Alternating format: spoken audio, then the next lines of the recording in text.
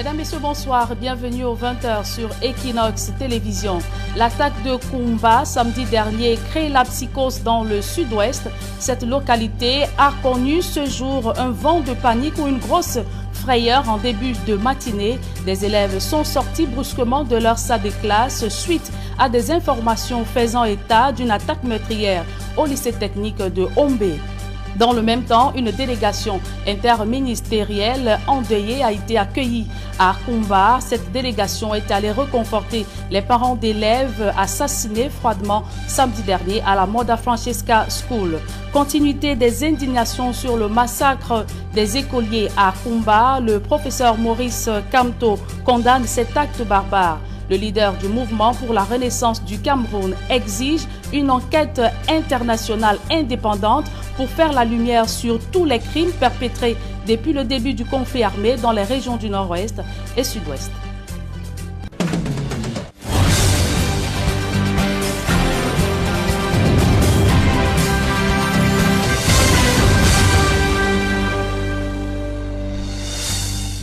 Une fois de plus, bonsoir mesdames et messieurs, merci de nous recevoir chez vous. Je vous le disais en titre, c'était une grosse frayeur ce mardi dans le sud-ouest. Des élèves sont sortis brusquement de leur salle de classe suite aux informations faisant état d'une attaque meurtrière au lycée technique de Hombé, c'est à Limbé dans le sud-ouest. Plus de peur que de mal, il n'en était rien du tout. Retour sur cette folle journée dans ce reportage de Josiane Ngok et Xavier Foka. Scène inhabituelle ce mardi 27 octobre 2020 dans les rues de Limbé, département du Fako, région du sud-ouest. À petit trot ou à bord de motos, des parents vont aussi vite qu'ils peuvent. Des élèves, eux aussi à pas de course, arpentent les rues de la ville. Dans les établissements scolaires, c'est la panique générale.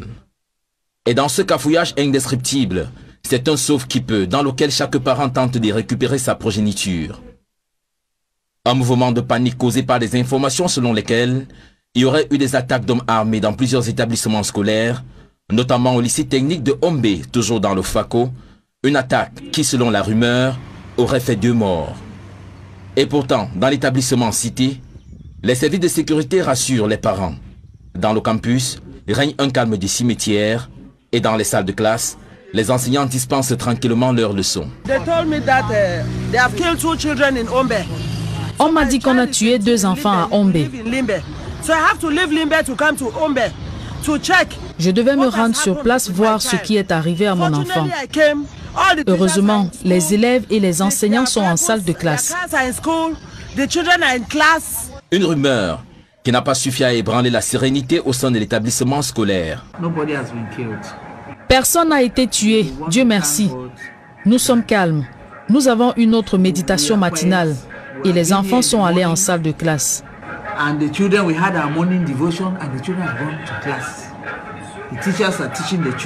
Les enseignants font leur travail et tout est au calme, comme vous pouvez le constater.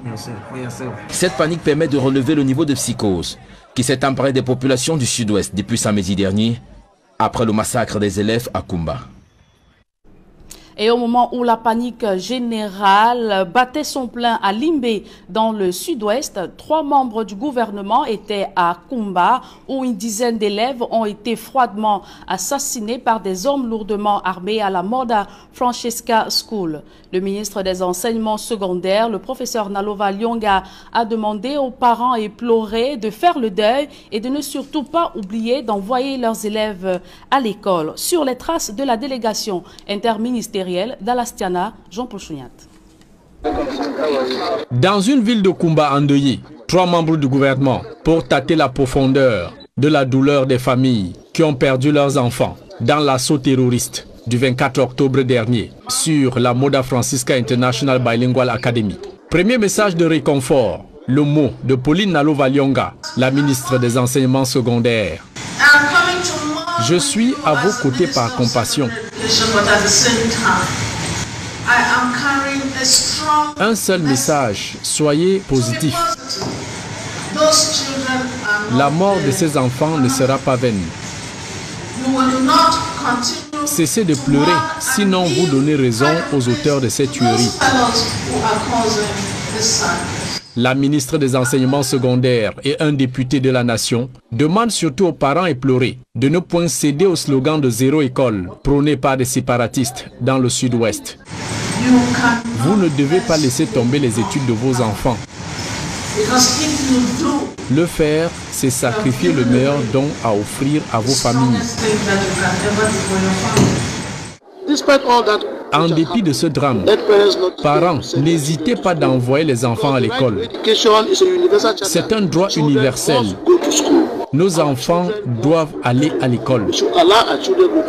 D'après le parlementaire de la même centre, les frais d'hospitalisation des blessés et l'organisation des obsèques des enfants tués sont à la charge du gouvernement, de même qu'il annonce la création de nouvelles unités de police, de gendarmerie, de bases militaires dans le 3e arrondissement de Kumba, et ce, appuyés par des comités de vigilance. Les militaires ne sauraient être partout. Chaque quartier devrait en principe se doter des comités de vigilance d'au moins 45 personnes sous l'autorité des maires. Et nul doute, la situation va s'améliorer. Conduisant cette délégation interministérielle, le patron du commandement territorial annonce la victoire du gouvernement sur les sécessionnistes. Quand les terroristes ont commencé, ils ont pensé qu'ils vont avoir une caution internationale. Aujourd'hui, force est de constater que le président Paul Biya a gagné cette guerre contre le terrorisme. Le Cameroun reste un pays uni, debout, solide, indivisible. Suivant de bout en bout les déclarations des ministres et toutes les hautes autorités administratives de la région du Sud-Ouest, la religieuse Sista Mary se lâche, tenant tout le monde pour responsable des atrocités que vivent les deux régions anglophones en crise depuis 2016. C'est une honte pour les ministres, une honte pour le chef de l'État. C'est un échec pour nous tous. Seul Dieu, l'alpha et l'oméga, nous libérera.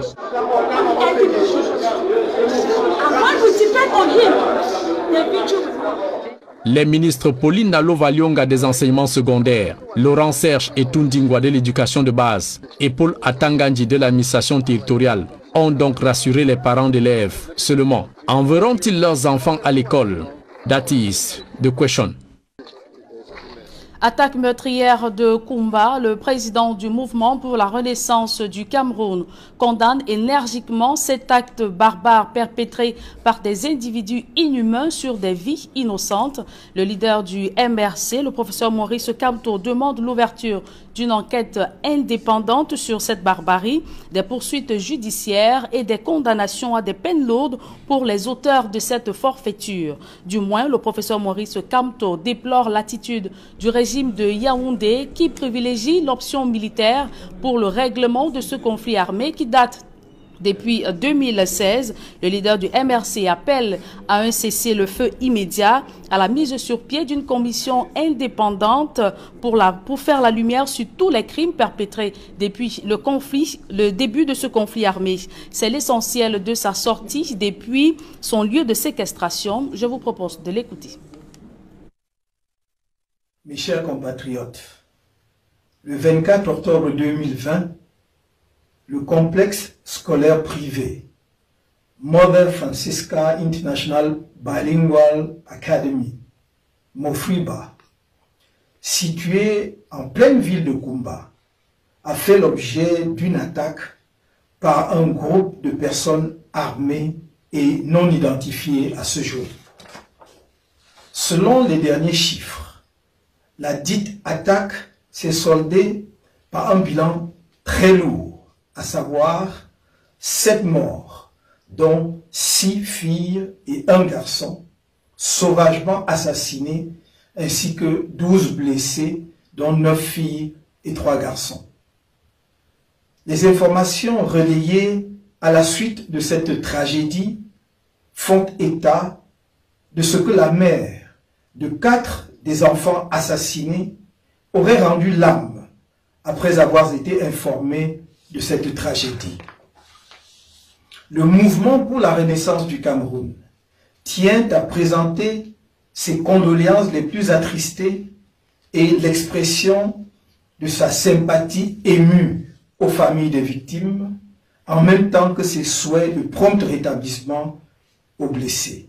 En outre, le MRC condamne avec la dernière énergie ces actes odieux, barbares et inacceptables perpétrés par des personnes inhumaines contre des écoliers sans défense.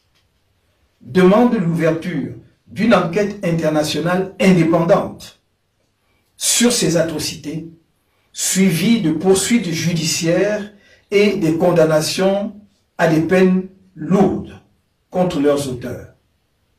Le MRC constate, pour le déplorer, l'attitude du régime qui continue de privilégier l'option militaire pour le règlement de la crise anglophone, alors que cette méthode a montré toutes ses limites. De fait, depuis environ 3 ans que dure cette guerre absurde et inutile, le gouvernement n'est pas venu à bout des groupes armés à travers l'option militaire et ne parvient toujours pas à assurer la sécurité des personnes et des biens dans les régions du nord-ouest et du sud-ouest. Autant il est inadmissible que ce gouvernement ait encouragé les parents à envoyer leurs enfants à l'école dans cette zone de guerre, sans avoir pris au préalable les mesures sécuritaires qui s'imposent, autant il est immoral et choquant pour ce régime de refuser d'assumer ses responsabilités. En effet, le ministre de la Communication avance le fallacieux prétexte selon lequel, je le cite, le complexe scolaire privé Mother Francisca International Bilingual Academy n'a lancé ses activités qu'en ce début d'année scolaire 2020-2021, à l'insu des autorités administratives compétentes, et n'a pu bénéficier des mêmes mesures de protection que d'autres établissements scolaires du département de la Mémé. Fin de citation. Or, la plaque publicitaire de cet établissement, qui du reste est située en plein cœur de la ville de Kumba, prouve à souhait qu'il est bien plus ancien. Au demeurant, tout gouvernement n'a-t-il pas l'obligation de protéger ses citoyens et a fortiori des enfants en toutes circonstances? Aussi, le MRC, tout en désapprouvant la banalisation de la violence dans la crise anglophone, réitère-t-il, une fois de plus, les mesures d'urgence suivantes. 1. Un cessez-le-feu immédiat, accepté par le gouvernement et par les groupes armés séparatistes. 2. La mise sur pied d'une commission d'enquête internationale indépendante pour faire toute la lumière sur tous les crimes commis dans les régions du nord-ouest et du sud-ouest depuis le déclenchement de la crise anglophone, à commencer par la tragédie de Kumba. 3. L'ouverture d'un véritable dialogue inclusif avec la facilitation des partenaires internationaux. Vous venez de suivre la déclaration officielle du président du mouvement pour la renaissance du Cameroun, le professeur Maurice Kamto, sur le massacre d'une dizaine d'écoliers samedi dernier à la Mother Francisca School à Kumba, dans le sud-ouest. Tension à Konsamba, dans le département du Mungo. Les conducteurs de mototaxis sont sortis en masse pour manifester contre la fusillade d'un gendarme sur un de leurs collègues entre la vie et la mort. La scène s'est déroulée ou est survenue lors d'un contrôle nocturne. D'autres précisions avec Cyril Ndjemba, Flavien Valondongo. Du Richichi, dans les rues de Konsamba, chef-lieu du département du Mungo. Les conducteurs de mototaxis en colère ont décidé de dénoncer ce qu'ils qualifient d'abus d'autorité.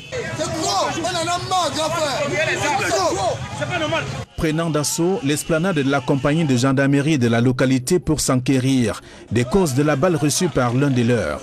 Nous sommes en train donc de nous déléguer, de nous diriger vers la compagnie pour qu'ils nous disent ce qui se passe et qu'est-ce qu'il y a lieu de faire parce que tirer sur nos camarades, nous ne sommes plus contents. C'est ça notre problème. La situation qui motive la manifestation des conducteurs de mototaxi est la conséquence de la brouille née du contrôle nocturne des usagers par des éléments de gendarmerie en patrouille. Nous ne savons pas l'antécédent que notre camarade a eu et on a tiré sur lui dans la nuit d'hier, c'est-à-dire 3 h du matin, petit matin d'hier. Nous pensons donc que s'il y a situation, on peut facilement interpréter les responsables pour pouvoir dénoncer ceux qui ont commis des exactions. Alors à ce titre, nous, mototaxis de la ville de Konsamba, comme vous nous voyez, nous disons non à cela et que cela ne se répète plus. Si vous avez ce genre de problème, vous venez à la compagnie dénoncer les gens qui font ça. Vous comprenez? Les mesures seront prises. Vous avez ma parole. Vous comprenez? Nous ne sommes pas ici pour vous persécuter. Vous les mototaximans là, c'est vous qui nous aidez dans la défense de ce territoire. Dans leur démarche de sécurisation de la ville et des populations, des éléments de gendarmerie de la ville de Konsamba comptent sur les conducteurs d'engins 2 roues. Vous vivez de vos motos. Vous ne devez pas accepter que des bandits viennent ici parce qu'ils sont déplacés des régions en crise. Ils viennent ici en ville, ils commencent à agresser les gens. Les gens n'auront plus confiance à vous. C'est avec vous qu'on va pallier ce problème. Avec tact et méthode, le commandant de compagnie de Konsamba a réussi à ramener à la raison ces conducteurs de mototaxi en furie. Pic de colère chez les commerçants de la région de l'extrême nord Cameroun. Dans le reportage qui va suivre, ils dénoncent les abus des agents de la douane qui freinent le bon déroulement de leurs activités. Victimes des exactions de Boko Haram, du phénomène des inondations et la crise sanitaire, ils n'en peuvent plus. Ils s'expriment dans ce reportage d'Amadou Daïrou et Kediara. C'est un véritable ras-le-bol qu'expriment les populations de l'extrême nord face à ce qu'elles considèrent comme des abus des éléments de la douane camerounaise. Il y a la population qui cherche même à se soulever contre l'alcoomie. L'alcoomie, et ils ne connaissent pas que nous sommes dans la zone rouge de 1. Nos maisons sont cassées, nos biens sont détruits. Maintenant, quand les gens nous aident, la police, la gendarmerie nous aident pour qu'on construise, on nous laisse, mais l'alcoomie vient saisir. Il s'agit précisément des commerçants installés dans les départements du Mayo-Tanaga, du Logone-Chari, mais également du Mayo-Sava, qui peinent à reprendre leurs activités commerciales à leur plombée par près de 6 années de guerre contre Boko Haram. Tu dédouanes une moto à 50 000 avec tout ce qu'on a vécu. La commune vient saisir en disant que non, le dédouanement n'est pas normal. Ah, il faut faire le redressement. Tu achètes une bicyclette, que la bicyclette on t'a pris. Quand tu dédouanes, l'Alcomi dit que non. Mais on pouvait faire ça ailleurs, pas quand même ici dans la zone rouge. Maintenant à Bamenda, est-ce qu'on fait des choses comme ça? On ne fait pas, on est en train d'aider quand même la population. Il faut que ici dans l'extrême aussi qu'on nous aide au moins. On nous laisse avec nos douaniers ordinaires. Cette situation intenable pour ces commerçants a suscité dans la région de nombreuses réactions de parlementaires, à l'instar de l'honorable Dame Marie, députée RDPC du Diamari, qui, elle, réclame le départ pur et simple de l'opération Alcomi de l'extrême nord. Face à ces revendications fleuves, le chef secteur des douanes de la région réagit et reconnaît qu'il existe de mauvais éléments dans tous les corps de métier. Porter à la haute attention de monsieur le directeur général les doléances de ces parlementaires parce qu'il ne faut pas les négliger. Et c'est une occasion pour nous, en interne, d'adresser véritablement les procédures au niveau de cette mission qui a cours jusqu'à ce jour, d'adresser véritablement, de voir, peut-être évaluer, voir ce qui marche et corriger ce qui ne marche pas bien. De mon point de vue modeste, je crois que nous ne devons pas faire tabula rasa à toutes les récriminations qui sont formulées à l'adresse de cette mission. Ce que nous devons faire, c'est capitaliser cela et voir dans quelle mesure nous corriger. Des corrections qui restent très attendues au sein de la population qui n'entend pas fléchir. Allons à présent à l'étranger. À 4 jours du scrutin présidentiel en Côte d'Ivoire, les partisans d'Alassane Dramane Ouattara critiquent les appels à la désobéissance civile et affichent leur détermination à mobiliser les populations pour une participation effective à ce scrutin pré-inscription. Où en est-on avec la campagne électorale du candidat RHDP? Cédric Noufélé et Carlos Minoué, nos envoyés spéciaux à Abidjan, nous livrent les dernières informations à ce sujet. À l'approche de l'élection présidentielle en Côte d'Ivoire, le bras de fer entre l'opposition et le RHDP se durcit après l'appel au renforcement du boycott actif lancé par Pascal Affi-N'Guessan, le porte-parole du parti au pouvoir. Kobenan Kwasi Adjumani dénonce la lâcheté d'une opposition partisane, des troubles à l'ordre public et engagée dans une démarche extrémiste et radicale. Ces différentes exigences sur le report du scrutin présidentiel et la transition politique sont jugées inacceptables et inopportunes, selon le directeur central associé de la campagne électorale d'Alassane Dramane Ouattara. Ceux qui enveniment la situation, qui exacerbent les tensions, ce sont ceux-là même qui jettent leurs militants dans les rues pour brûler, pour casser, pour jeter des billes de bois sur les routes, pour provoquer des accidents mortels. Ceux-là sont des lâches. Aujourd'hui, tout le monde est situé sur les vraies intentions de cette opposition radicale qui rêve du pouvoir sans passer par des élections. Face aux inquiétudes des populations sur les velléités de violence durant la journée du 31 octobre consacrée à l'élection présidentielle, le parti au pouvoir, le RHDP, qui porte la candidature d'Alassane Dramane Ouattara, compte prendre des précautions pour faire barrage à la désobéissance civile et sécuriser les suffrages. Des jeunes seront mobilisés dans les bureaux de vote, annoncent les cadres du parti au pouvoir.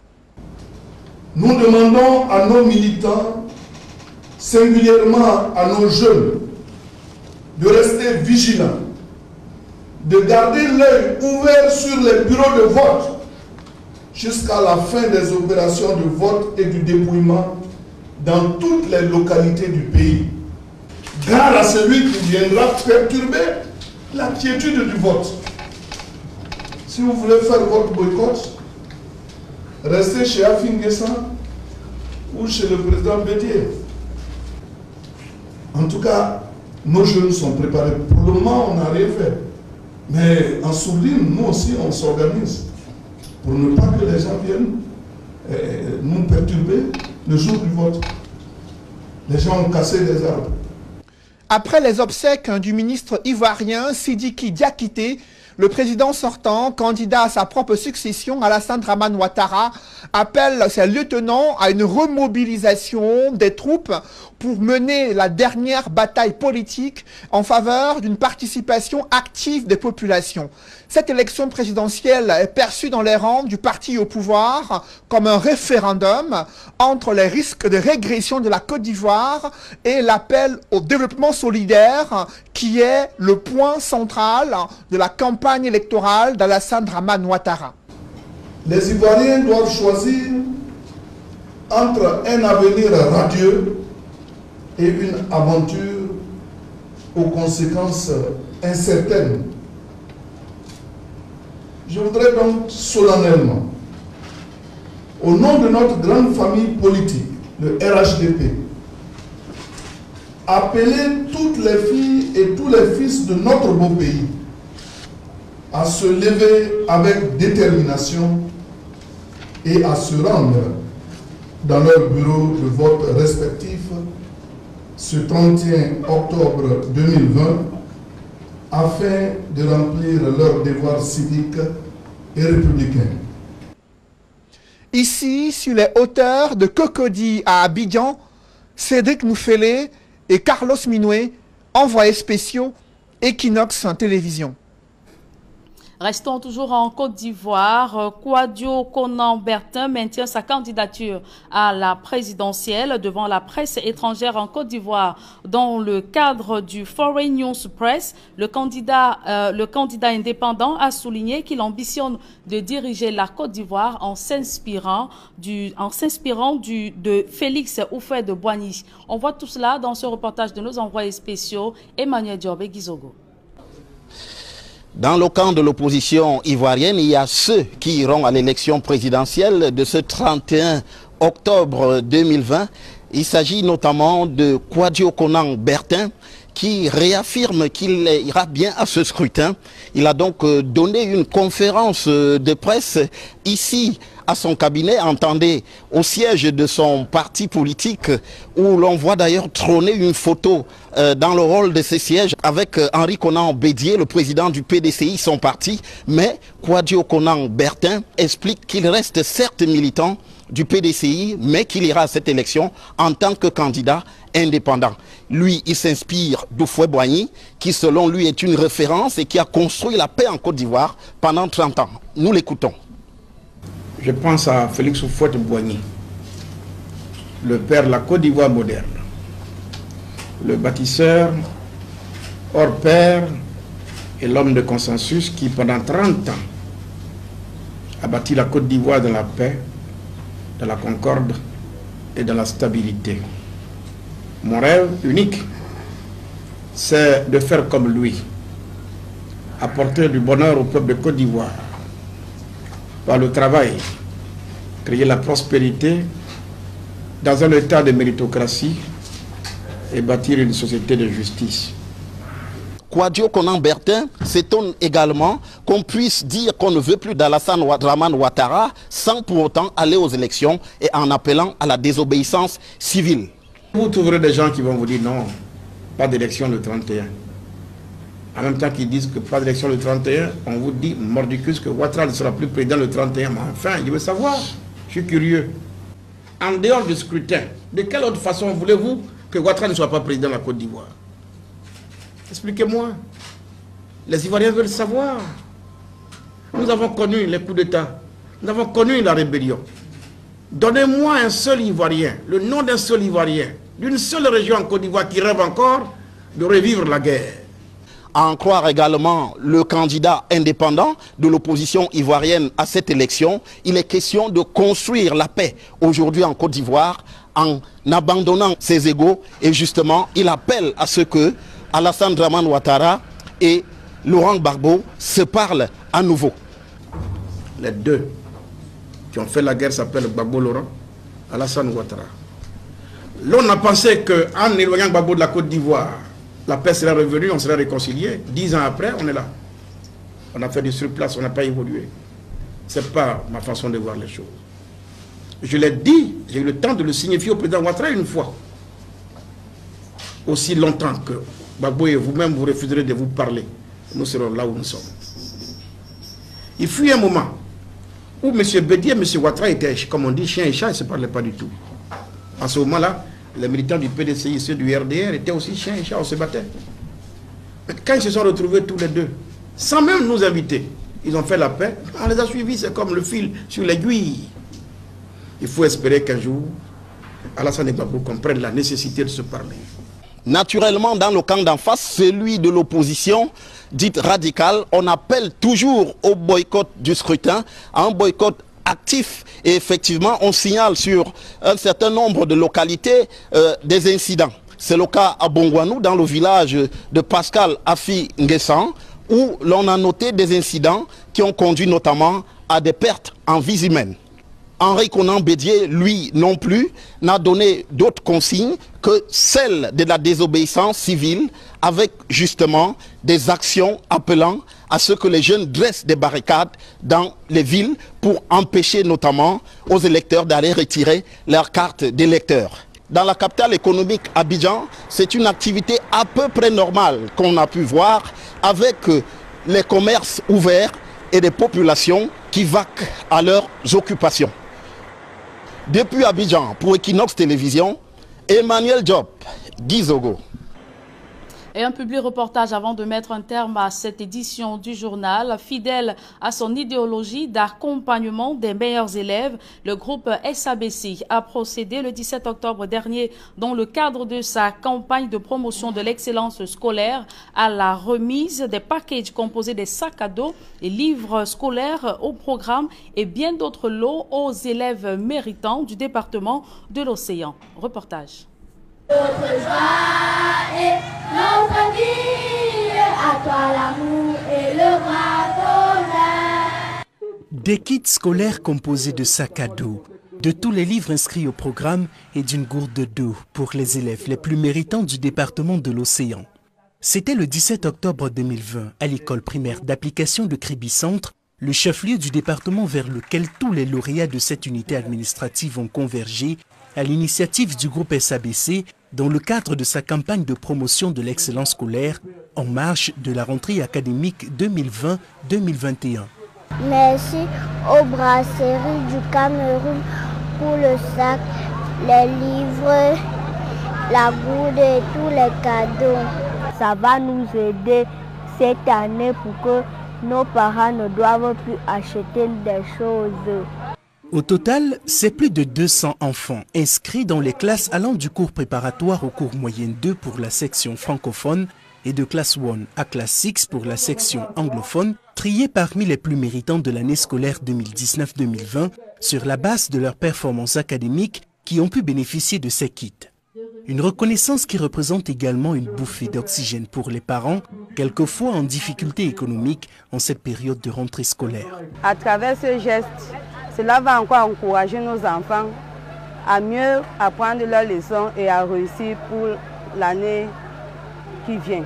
Nous remercions la Société anonyme des brasseries du Cameroun qui a bien voulu penser à cet accompagnement des élèves et surtout des parents dans un contexte de préparation de rentrée scolaire pas facile dû au fait de la présence de la Covid-19. Pour le groupe SABC, cette initiative rentre en droite ligne de son engagement citoyen à contribuer à la formation d'une jeunesse de qualité. Ceci en encourageant les jeunes élèves à se donner encore plus dans leurs études. Fidèle au soutien de la population, des parents d'élèves, surtout par cette année qui a été marquée par la grande crise du Covid-19. Donc le SABC n'a pas failli à son rendez-vous de venir en aide à ces parents qui ont forcément des difficultés compte tenu de la baisse économique du pouvoir d'achat des Camerounais. Donc a tenu à honorer ce rendez-vous. Après le littoral, le centre et le sud, la caravane du groupe SABC poursuit son périple dans le septentrion où elle fera de nouveaux heureux parmi les élèves les plus méritants de manière à encourager toujours plus l'excellence scolaire et à rappeler à toute la communauté éducative que le groupe SABC, c'est vous. Et c'est avec ce public reportage que nous mettons un terme à cette édition du journal. Mesdames et messieurs, merci de l'avoir suivi. Retrouvez dans quelques instants Serge Alain Otto pour la deuxième partie d'Equinox Soir. Voilà, 72 heures après le drame de Kumba, 3 membres du gouvernement sont sur place.